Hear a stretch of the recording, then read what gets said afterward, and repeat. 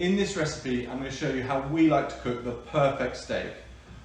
I've got this griddle pan here. Rick loves a griddle pan to get those lovely golden bar marks on. And I've got a sirloin steak here.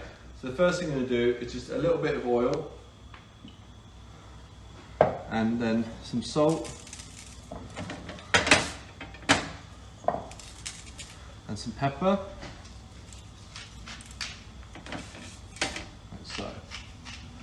And now, straight onto the griddle pan. I'm going to cook the fat side first. There's quite a lot of fat on this steak. I'm just going to render that down for a minute or so. So now I've rendered that fat away, and now I'm going to cook it for a minute on each side. Just leave it then a minute on the other side, and then I'm going to add some butter. So then halfway through, I'm just going to turn it at 90-degree angle, just so those bar marks have got a lovely crisscross shape. So the best way to find out when your steak's ready is to buy a digital thermometer. 50 degrees to 55 is rare, 55 to 60 is medium rare, 60 and above is medium. You can touch the steak and you can feel it, and actually a really good technique is if you touch that part of your hand, that's rare.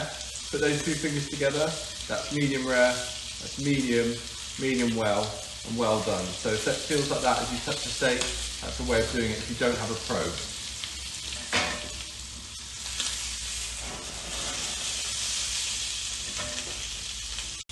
So now we're going to turn the heat down a little bit because I don't want to burn the steak. And then I'm going to add some thyme, just for flavour, and then a big knob of butter. And that's going to start to melt. And actually I'm going to use that to baste the steak.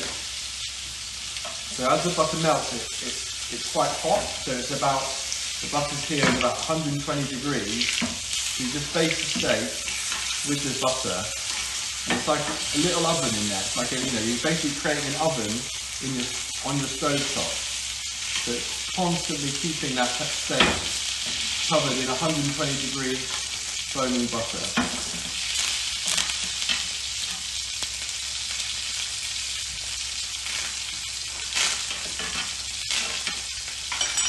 And turn it again, give the other side a go.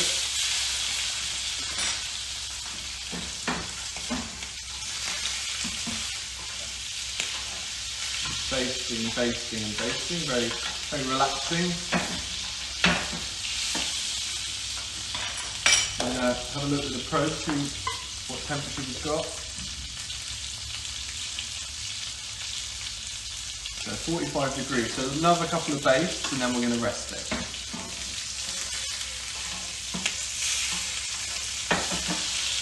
Take that off, turn the heat off. I'm just going to let that rest there for about 5 minutes. So now the steak's well rested, I'm just going to slice it. Like so. And always with you finishing any cooking, is just finish it with a bit of salt and pepper. There you have it, sirloin steak, medium rare, perfect. I'm going to eat this one.